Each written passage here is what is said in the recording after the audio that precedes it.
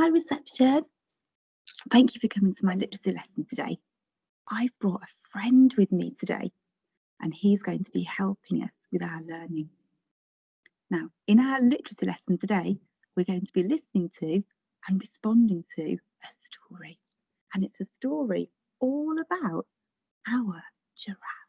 Now, my giraffe is called Gerald, and he knows that this week we're talking about being healthy, especially about moving our bodies. And he wanted to share a story with you about moving his body. Are you ready? Our story today is called Giraffes Can't Dance by Giles Andre and Guy Parker Rees. Look on the front. I can see a giraffe. Looks like he's upside down. What on earth is he doing? What do you predict our story is about? Pause the video now and tell your helper what you think the story is going to be about. You could even use the starter, my prediction is. Pause the video now. I wonder what you came up with, reception. Well, my prediction is our main character is going to be a giraffe. And I think he's going to try and do some dancing. And it might not go very well. Let's find out.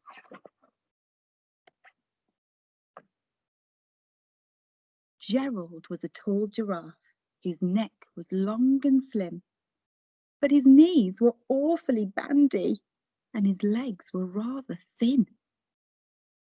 Dear. He was very good at standing still and munching shoots off trees, but when he tried to run around, he buckled at the knees. Oh dear. So what do you think he's good at?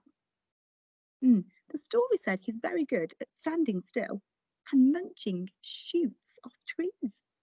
Wonder what he's not very good at. It says that when he tried to run around, he buckled at the knees. I wonder what that means, buckled at the knees. Pause the video now and tell your grown-up what you think buckled at the knees means. That's right. It means his knees bended over and he ended up falling on the floor. Oh no. Now, every year in Africa, they hold a jungle dance when every single animal turns up to skip and prance. And this year, when the day arrived, poor Gerald felt so sad because when it came to dancing, he was really very bad. Gerald wants to ask a question. Hang on. Oh. Gerald wants to see if you can remember what happens every year in Africa. That's right, they hold a jungle dance. Gerald says, well done. The warthogs started waltzing and the rhinos rock and rolled. The lions danced a tango, which was elegant and bold. Look at all these different types of dancing. These animals are very good at dancing, aren't they? The chimps all did a cha-cha with a very Latin feel, and 8 baboons then teamed up for a splendid Scottish reel. These are all different types of dancing, aren't they? Gerald swallowed bravely as he walked towards the floor, but the lions saw him coming and they soon began to roar. Oh, Gerald's got a question. Gerald wants to know, why do you think the lions started roaring when Gerald walked towards the floor? Pause the video now and tell your helper.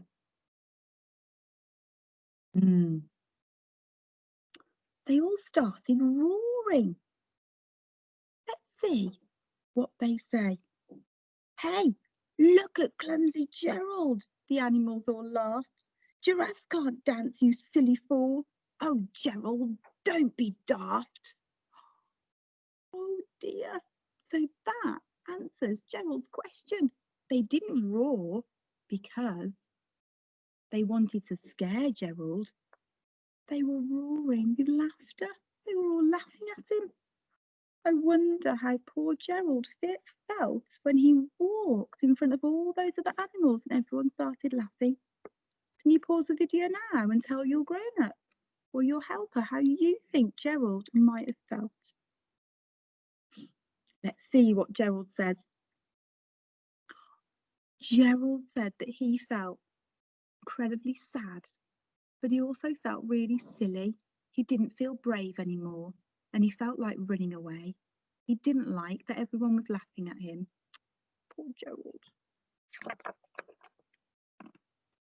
Gerald simply froze up. He was rooted to the spot. They're right, he thought. I'm useless. Oh, I feel like such a clot. He feels really silly, doesn't he? They've made him feel really silly.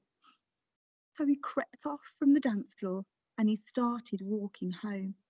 He'd never felt so sad before, so sad and so alone.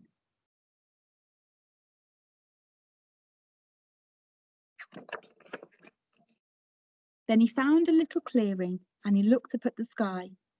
The moon can be so beautiful, he whispered with a sigh. Excuse me, coughed a cricket, who'd seen Gerald earlier on, but sometimes when you're different, you just need a different song. Who's come to help? Gerald. That's right, it's the little cricket. He's come to help, hasn't he? Listen to the swaying grass and listen to the trees. To me, the sweetest music is those branches in the breeze. The cricket is giving Gerald lots of other ideas, isn't he, about different things he can listen to. I want you to pause the video now and tell your grown-up what your favourite things to listen to are. Let's see. The cricket said that he liked listening to the branches in the breeze, to the trees moving in the wind. I like that noise too. I also like to hear the noise of people laughing. That makes me really happy. I wonder what noises you said that you liked. So imagine that the lovely moon is playing just for you. Everything makes music if you really want it to. With that, the cricket smiled and picked up his violin. Then Gerald felt his body do the most amazing thing. His hooves had started shuffling, making circles on the ground. His neck was gently swaying and his tail was swishing round. I wonder what Gerald started to do. That's right, he started to dance, hasn't he? His body has started to move to the music and he started to dance. He threw his arms out sideways and he swung them everywhere. Then he did a backward somersault and leapt up in the air.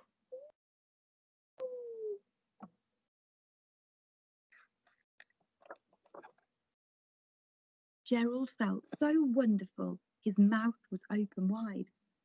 I'm dancing! Yes, I'm dancing! I'm dancing! Gerald cried. Now, when I read this bit of the story, I use a different tone to my voice. I didn't say, I'm dancing, yes, I'm dancing. I said, I'm dancing, yes, I'm dancing, I'm dancing, Gerald cried. In this part of the story, we know that Gerald's feeling really excited and really proud of himself. We know that because it says that he felt wonderful and his mouth was open wide. In astonishment. And we saw that word last week, didn't we? Astonished. This time, the giraffe is astonished for a good reason. He's so proud of himself, he can't believe it. And then the story tells us that he cried it out. He used a big voice. Can you say, I'm dancing, in a really excited way? That's Super well done, Reception. Then one by one, each animal who'd been there at the dance arrived while Gerald boogied on and watched him quite entranced. They shouted, "It's a miracle! We must be in a dream! Gerald's the best dancer that we've ever seen!" They've changed their mind now, haven't they? They're watching him dance and they can't believe how good he is. "How is it you can dance like that? Please, Gerald, tell us how." But Gerald simply twizzled round and finished with a bow. I wonder why he finished with a bow. I think you're right. He was so proud of his work and he'd noticed he'd got an audience. And if you do something like that, perform to an audience, very often take a bow. Then he raised his head and looked up at the moon and stars above. "We all can dance," he said, "when we find music that we love." So in this story, Gerald started off not being able to dance. And then he felt very silly when everyone laughed at him at the dance competition. But then he met a friend, the cricket, who helped him. And the cricket really helped him to see that you can do anything that you want to do. Now, Reception, your task for today is to answer some more questions on our story and to give your own ideas. Now, we'd love to know what you think about this book and how you're going to respond to it. So please email us your answers and we'll get back to you. Bye.